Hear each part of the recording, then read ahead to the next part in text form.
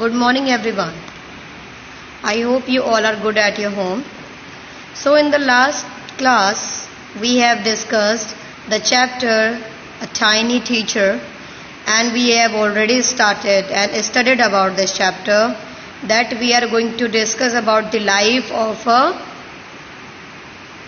very small animal, a small creature made by the God, that is ant.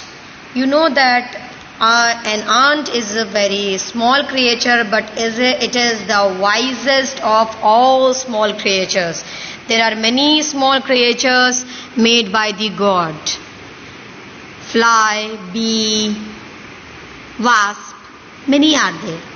But among them, the ant is so much interesting creature for us to study. So, we have already studied about the life of the ant, that their young ones is called grub, and ant has a colony for their house. In their house, in their hole, in their small hole, that is called ant hills. Okay, and I have also shown you the house, internal house, the interior of their house. And some of the ants are soldiers, some of the ants are laborers, and some of the ants are cleaners. So it means all the ants are assigned to their own work. So they work intelligently, they work diligently, and they work hard. Okay, so now we are going to study the next paragraph of this chapter to complete this one. Okay, so the queen is the mother of the entire population of the colony. Colony, it means the whole group of the ant is called colony. And the queen is the mother of the entire population. It lives for about 15 years. It means एक पूरी colony को खत्म होने में 15 साल लग जाते हैं. It has a pair of wings. जो क्वीन होती है वो कितने साल तक जीवित रहती है? 15 साल तक जीवित रहती है. और उसके पास क्या होते हैं?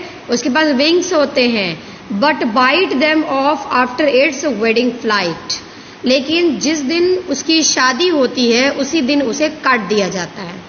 This flight takes place on a hot summer day. And उस दिन क्या होता है कि जिस दिन वेडिंग फ्लाइट का मतलब समझ रहे हो, मैं आपको बताती हूँ फिर से. जैसे वेडिंग फ्लाइट का मतलब ये हुआ कि वेडिंग के बाद क्या होता है, जैसे शादी हो जाती है, किसी पुरुष और स्त्री की शादी हो जाती है, फिर वो दोनों क्या होते हैं, एक दूसरे के साथ रहने लग जाते हैं.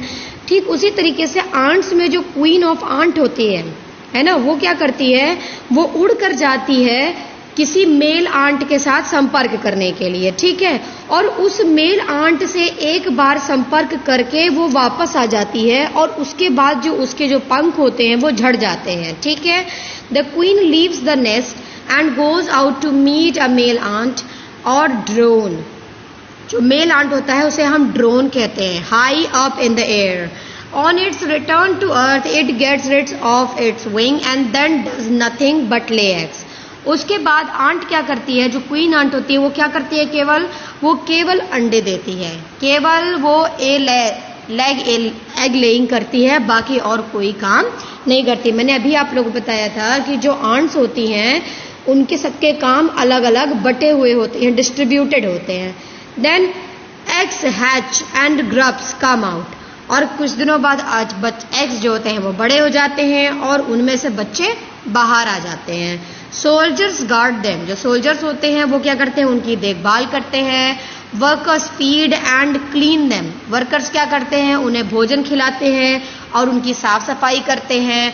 और यहाँ तक कि उन्हें हवा दिखाने, एक्सरसाइज और सनशाइन के लिए बाहर भी ले जाते हैं. 2 or 3 weeks later, grubs become cocoons and lie without food or activity for 3 weeks more. उसके बाद ग्रब्स जो होते हैं वो कुकून्स में परिवर्तित हो जाते हैं. कुकून्स इट मीन्स वो छोटे छोटे बच्चों में परिवर्तित हो जाते हैं. वो एग्स से कुकून बनते हैं और वो कुकून्स बाद में धीमे धीमे बड़े होकर आंट बन जाते हैं. स्मॉल आंट बनते हैं और फिर बिग आंट बन जाते हैं. You can see in the picture also that there is an ant coming outside from the cocoon and lie without food or activity for 3 weeks more. 3 हफ्तों तक वो अंडे वैसे के वैसे ही बने रहते हैं. इसका मतलब उनका हैचिंग टाइम कितना होता है? 3 weeks होता है.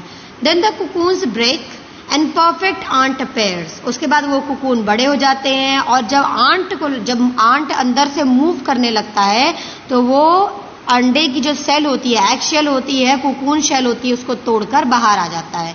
Then now it's time for teaching and training. अब जो स्मॉल यंग वंस हैं उनके साथ क्या किया जाता है? उनको ट्रेनिंग दी जाती है. क्या ट्रेनिंग दी जाती है? For their hard working intelligent work. New ant learns their duties from the old ant as workers, soldiers, builders, cleaners, etc. After a few weeks training, the small ants are ready to go out into the big world of work. इसके बाद वो भी दूसरे पुराने workers के साथ काम करने के लिए ट्रेनिंग पर निकल जाते हैं. And all hint is a home not only for ants but also for some other creatures. So जो आंट हिल होता है वो सिर्फ और सिर्फ आंट का ही घर नहीं होता है, वो दूसरे लोगों के लिए भी घर का काम करता है. Let me tell you who are these. Those creatures are beetles, lesser breed of ants and the green fly. ये सभी क्या करते हैं? आंट हिल्स में रहते हैं, मतलब छोड़े हुए लेफ्ट ओवर आंट हिल्स में ये सभी रहते हैं. जैसे कि बीटल्स और लेसर ब्रीड्स ऑफ आंट्स का मतलब हुआ कि जो आंट्स की जो छोटी छोटी प्रजातियां होती है, मतलब एक आंट तो होती है जो बहुत बड़े झुंड में रहती हैं और कुछ आंट्स जो होती हैं वो छोटे झुंड में रहती हैं. ठीक है. एंड ग्रीन फ्लाई मतलब जो छोटी हरी मक्खियां होती हैं.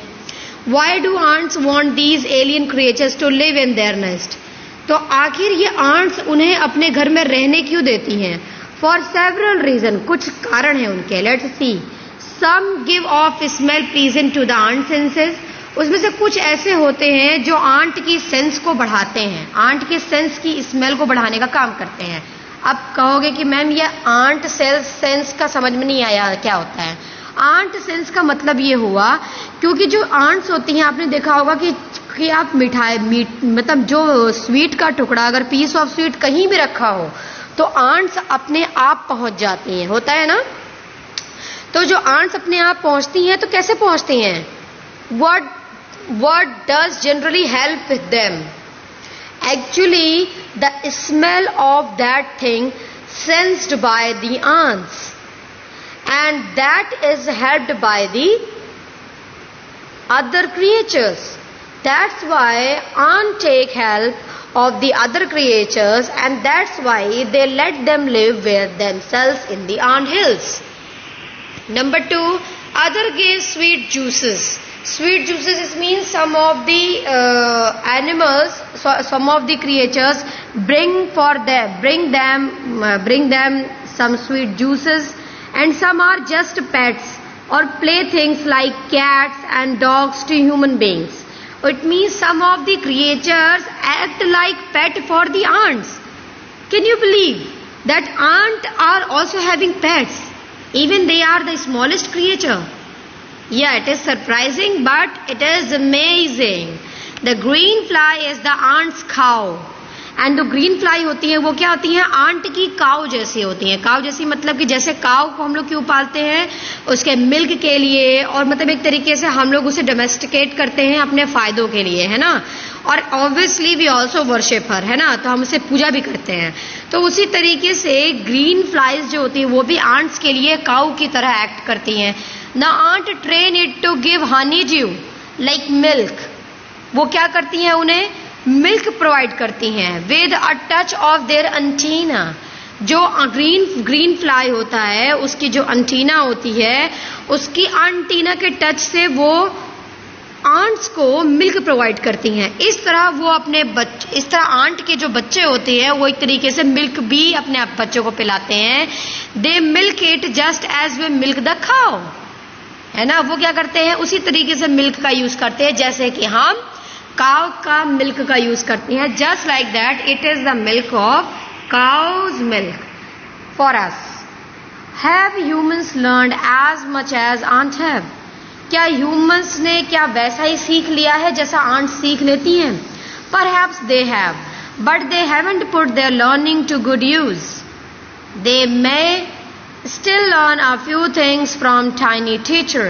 क्या इंसान ने सब कुछ सीख लिया है? क्या वो इतना स्कॉलर हो गया है कि वो चींटियों से भी महान है? नहीं, इंसानों को चींटियों से कुछ सीखना चाहिए। यहाँ पर ऑथर हमसे कह रहा है कि हमें चींटियों से कुछ सीखना चाहिए। अब हमें क्या सीखना चाहिए? Let's see. The hard work, sense of duty and discipline, cleanliness, care for the young ones, and above them a firm loyalty to the land where they live.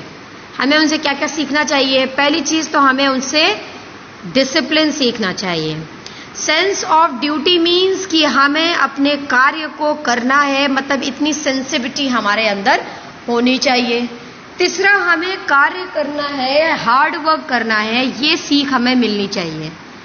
Cleanliness, उनसे हमें हाइजीन और क्लीनलीनेस के बारे में पता होना चाहिए। Care for the young ones, कैसे अपने छोटों का ख्याल रखना है, ये चीज हमें उनसे सीखनी चाहिए। एंड इससे भी ज्यादा अ फर्म लॉयल्टी, मतलब कि सबसे ज्यादा तो हमें उनसे क्या सीखनी चाहिए? वफादारी, जो कि ह्यूमन से बिल्कुल नहीं होती। उनको जहां पैसा मिलता है वो वहीं अपनी वफादारी दिखाते हैं। हम सभी ऐसे ही हैं, लेकिन हमें ये सारी चीजें किससे सीखनी चाहिए? From a tiny teacher that is called an ant, that is the smallest creature but intelligent. So class, I hope this chapter has been completed and you must have understood and learned a lot of things from ant. Okay class, for today this much only. I'll send you the question and answer in WhatsApp and you will get it and you will write it with the chapter number, with the chapter name, the author number if it is given, and then question answer with hard work. With hard words. Thank you everyone.